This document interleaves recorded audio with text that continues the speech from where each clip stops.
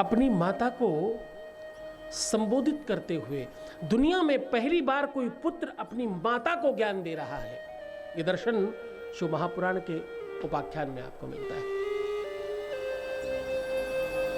कपिल और देवहूति का संवाद, यह संवाद अपने आप में बहुत ज्ञानदायक है।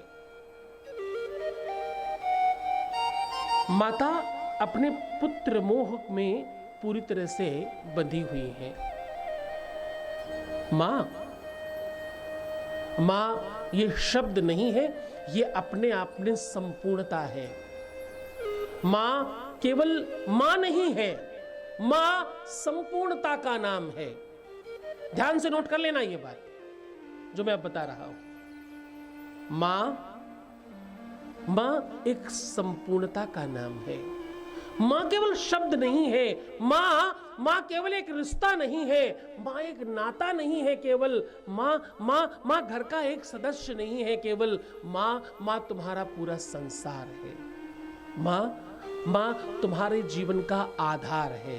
मां तुम्हारे जीवन में जो भी कुछ घटित हो रहा है उसकी रचनाकार है।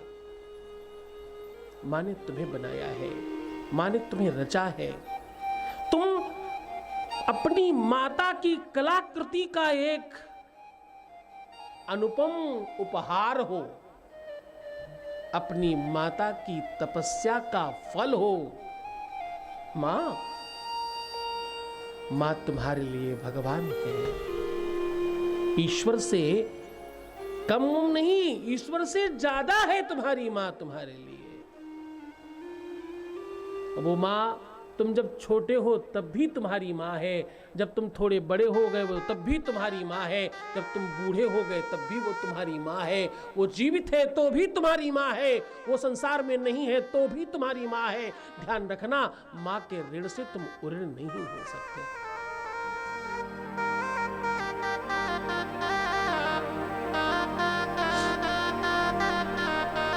मां इस जीवन का वो केंद्र बिंदु है जो तुम्हारा केवल उद्गम स्थान नहीं है, वो तुम्हारी केवल जड़ नहीं है, वो तुम्हारी नींव नहीं है केवल, वो तुम्हारे जीवन की हर एक एक श्वास की रचयिता है। तुम्हारे शरीर के एक एक बूंद के, जो तुम्हारे शरीर में रक्त है ना, उस एक एक बूंद की सूत्रधार है वो। दुनिया में कम लोगों को पता होगा ये बात। जब स्त्री मां बनती है तो उसके शरीर में बहुत सारी कमियां आ जाती हैं। उसके शरीर की किडनी से किडनी बनती है, हार्ट से हार्ट बनता है, लीवर से लीवर बनता है, आंखों से आंखें बनती हैं, हर अंग से एक अंग बन रहा होता है। उसकी शक्तियां कमजोर पड़ जाती हैं, उसका शरीर उतना मजबूत नहीं रह जाता पहले जैसा। जब एक स्त्री मां बन जाती है ना तो उसके शरीर की पुष्टता संतान के रूप में उसके शरीर से निकल जाती है। उसकी ताकत, उसका अभिमान, उसका बल, उसकी चैतन्यता और उसकी श्रेष्ठता जितनी भी है वो सब संतान के रूप में प्रवाहित हो जाती है। पहले वो बड़ी ताकतवर थीं, पहले वो बड़ी सुंदर थीं। मां बनने के बाद उनके बाल झड़ने लगते हैं, उनका रूप लावण्य कम होने लगता है, उनकी सुंदरता, उनके शारीरिक आवरण और आकार विकार में बड़ा परिवर्तन आता है। और ये सब किसके लिए? तुम्हारे लिए किया है उन्होंने। सोना, जगना, उठना, बैठना, सब कुछ बहुत टफ था, बहुत मुश्किल था जिस समय तुम गर्भ में थे।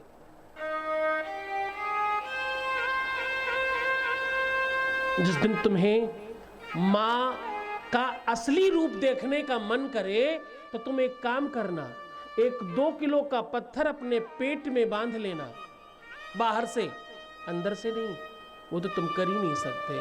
बाहर से बांध लेना और 2-4 दिन तक उसके साथ ही भ्रमण करना, खोलना मत उसे हटाना मत अपने शरीर से 2 दिन तक। अगर तुम 2 दिन कंप्लीट कर लेना और फिर भी तुम्हें सूझबूझ नहीं आए तो उस दिन से अपने जीवन से मां का शब्द हटा देना। कोई बात नहीं, तुम्हारी बात मान लेंगे, तुम्हारी मां ने कुछ नहीं किया। बस उसी तरीके से जैसे अंगद ने कहा था कि अगर कोई पैर उठा दे तो मैं सीता छोड़कर चला जाऊंगा। मैं इस व्यास मन से कह रहा हूं कि उस दिन के बाद मैं मां की प्रशंसा में एक शब्द नहीं कहूंगा। इस धरा में यारों कोई मां से बढ़कर है नहीं, लाख आई मुसीबत मां मगर रोई नहीं। मां ने मर्दों को बनाया क्या निराली शान है, जो कदर मां की न जाने वो नहीं इंसान है। मां ने मर्दों को बनाया क्या निराली शान है, जो कदर मां की न जाने वो नहीं इंसान है। मां सर्वस्व है तुम्हारा, तुम हो तो मां है, क्योंकि मां थी तभी तो तुम हो। जिस समय तुम मां कहना ना, तुम मॉम मम्मी जो भी कुछ कहते हो उसके पीछे का भाव मां है। मां, तुम्हें पता है गाय को मां क्यों कहते हैं? क्योंकि गाय ने अपने जीवन में मां के अलावा कुछ और कहा ही नहीं। गाय को मां क्यों कहते हैं मालूम है?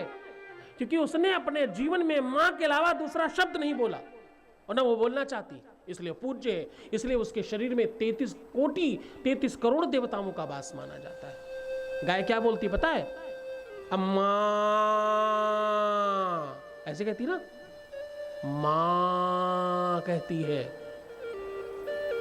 मैं मां हूं तुम्हारी, तुम्हारा पालन कर रही हूं, मीठा दुग्ध दे रही हूं तुम्हें। तो साहब, ये जो मां का शब्द है ना, ये सर्वश्रेष्ठ है। इसका आदर करना, इसका सम्मान करना, इसे अपने जीवन में इस प्रकार से उतारना।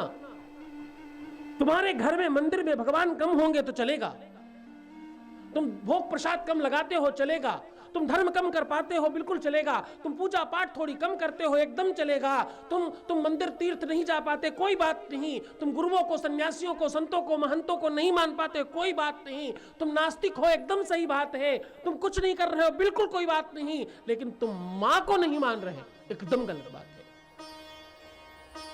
कम से कम मां को मानना, मां को समझना।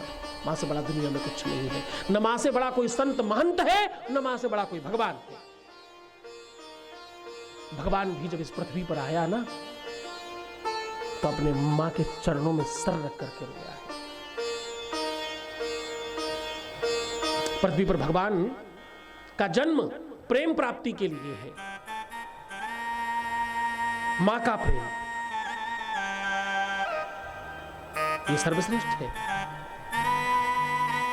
इसे बड़े मनोयोग से समझना। और अगर तुम सिर्फ इतनी सी बात मेरी मान गए कि तुम्हारे जीवन में मां का महत्व बड़ा हो गया, तो तुम्हें और कुछ नहीं समझने की जरूरत है। सारे के सारे वेद पुराण इसी शब्द में समाहित हैं। अगर तुम ये बात मान गए, अगर ये बात तुम समझ गए, तो तुम्हें कहना पड़ेगा तुम्हारा हर पल हर क्षण सुखमय और शिवमय हो रहा है। तुम्हारे मुंह से निकलने लगेगा अपने आप।